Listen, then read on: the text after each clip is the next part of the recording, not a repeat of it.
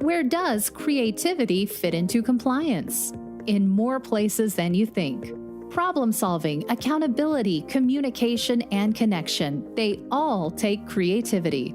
Join your hosts, Tom Fox and Ronnie Feldman, on Creativity and Compliance, part of the Compliance Podcast Network. Hello, everyone. This is Tom Fox, and I'd like to welcome you to a special 5-part podcast series that Ronnie Feldman and I have put together. In this podcast series, we present some different things that you can do during Compliance Week to jumpstart your compliance communications program.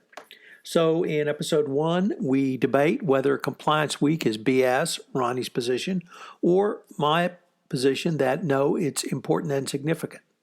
We also talk about the concept of a petting zoo for compliance. In episode 2, we talk about the use of talk shows as a way to communicate. In episode 3, we consider contests and games you can put on. In episode 4, we give a potpourri of other ideas which would work for you during Compliance Week. And in episode 5, we wrap up around education and influence, how to use Compliance Week really as a starting point for a great communication strategy throughout the year. I know you will find this useful, and it's going to be a lot of fun. Ronnie and I had a lot of fun putting it together for you. Thanks again for listening. Hello, everyone. Tom Fox and Ronnie Feldman back for another episode in our Compliance Week series of ideas for you. In this episode, we're going to discuss contests and games. Ronnie, what are your thoughts about using some different contests or perhaps even games to help emphasize a compliance program during your Compliance Week celebration? Yeah, I think this is one that a lot of companies this has covered ground. There was that ethics jeopardy that was going on for a while. I feel like a lot of companies have gone through that. I know me and my company have created custom written game shows where you can have audience members or actors playing audience members that is a fun way to cover off on lots of different topics where maybe you give the silly answer and then the answer is actually quite obvious. So you play the opposite to get a laugh. But so the whole idea of that ethics jeopardy thing is something that different departments can run during that week. Some other things you could do, though, to get across the organization. I worked with a company, this is about 18 months ago, and they created a contest where we created this little jingle about speaking up, and they pushed it out and asked employees. They pushed it out via Yammer, by the way, one of those sort of internal social media style channels, which I think is a great way to reach people. But the only way to build an audience on those channels is to push out something interesting. So what they did, they had a manager who pushed out this jingle and said, I'm having a contest. I want you to lip sync singing to this speak up jingle and make a selfie video of that and re-upload that back, and the winner gets a prize. So I love that idea. So they generated a whole bunch of new views by creating a contest around one piece of content about singing this lip sync song.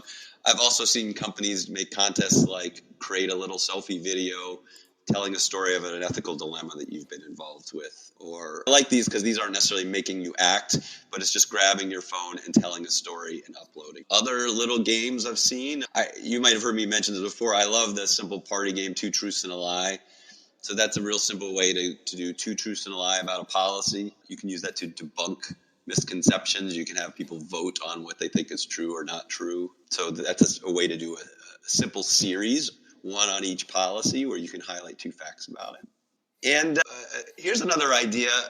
This could be something that could be during a week, or you can kind of do it on a longer period of time. But I like the idea of a scavenger hunt. I've seen this where you do this to promote different aspects of your code of conduct. Every company's got a code of business conduct that employees rarely reference. Companies spend a lot of money making sure that there's this code and everybody generally knows about it. But then if you actually interview them, and they don't necessarily know where to find it. So I love the idea of embedding like some Easter eggs in different parts of the code. Tom, you know what I mean by Easter eggs? You bet. Yeah.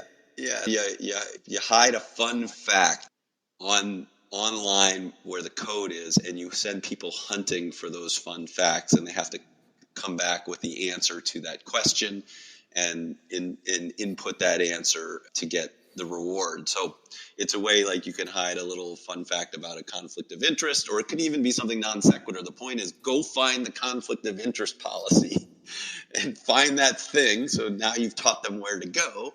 and then come back and input the answer in this place. And what you're doing is teaching them where these different policies are. And if you write it cleverly enough, you can write those fun facts having to do with that policy. Ronnie, if I could hear, you said something that struck me that I don't think we've mentioned yet. When you do find that egg and you do correctly identify where in the policy a certain language is, why not have a gift? Why not give some sort of prize? I don't want to suggest a booby prize, but you can always give a T-shirt. You can always give a hat. You can give a credit at the Starbucks if there's one in your complex. You can give a Starbucks gift card if there's not, because with the ubiquity of Starbucks, there's going to be one somewhere close. There's a wide variety of things that you could actually give away as prizes that are not going to violate any conflict of interest rules. And sometimes those kind of generate a little bit of fun within a employee workforce. Yeah, I dig it. The whole reward thing it has less to do with the monetary value of the reward and the fact that people like to win things. So anytime you can create a competitive environment where people are competing, because you've seen companies do this, like the first department that certifies that has finished certifying that they've done their code training sometimes wins an award. I've always enjoyed that. Most of those trainings, they have to hunt people down because the trainings are boring. But the premise behind it is solid, which is give them a reward for doing the right thing. Positive reinforcement versus negative reinforcement. Yeah, it's a great idea. So really, it seems, once again, we're only limited by our imagination here. But I was wondering, are there any improv techniques or any improv strategies that you could bring to kind of a contest in games? Could you ask employees to engage in the kinds of things that you help people do when you go on site and do training? Is that something that they could consider as well? Improv to me can be many different things. Like I've done performances where we've brought a cast of actors to do like a Whose Line Is It Anyway show, but we actually make all the gets and inputs be about like core values or principles. You're generating fun scenes in the moment as a performance, but you're building it around your theme. So that's a fun thing. In the previous episode, we talked about talk shows. I've certainly done that as a performance. So there's that.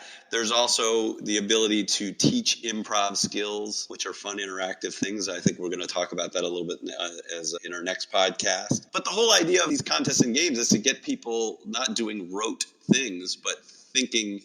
We improvise every day. It's thinking about how these policies can affect me as an individual. So that's why I like involving people, asking them to do something, answer a question, make a video, sing a song, ask them to use their creativity to apply it to your policies. I want to bring up one more idea before we finish up here, which is it occurred to me that I'm a big fan, as we talked about in the last episode about using audio as a way to reach people. We talked about it in the terms of podcasts. But another thing for Compliance Week that I find is fun is we've written some songs about speaking up, songs about we're the kind of company that does the right thing, songs about we're all in this together. And the thing I like about maybe creating a song about ethics and integrity and speaking up is that it conveys a theme, and audio is something that you can reach people who aren't sitting in front of a computer.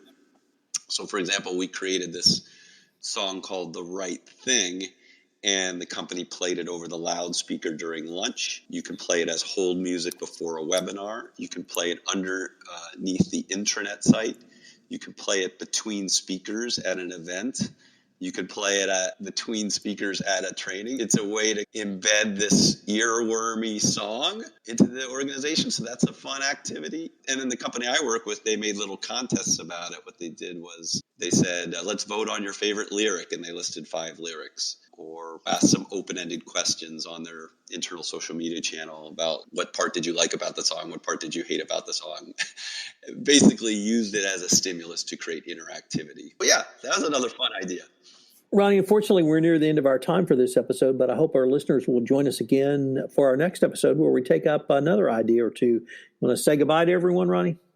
Bye, everybody. Ronnie. Thanks for joining us for this episode of Creativity and Compliance. If you enjoyed the episode, make sure to subscribe and leave a review. This podcast is a part of the C-Suite Radio Network. For more top business podcasts, visit c-suiteradio.com.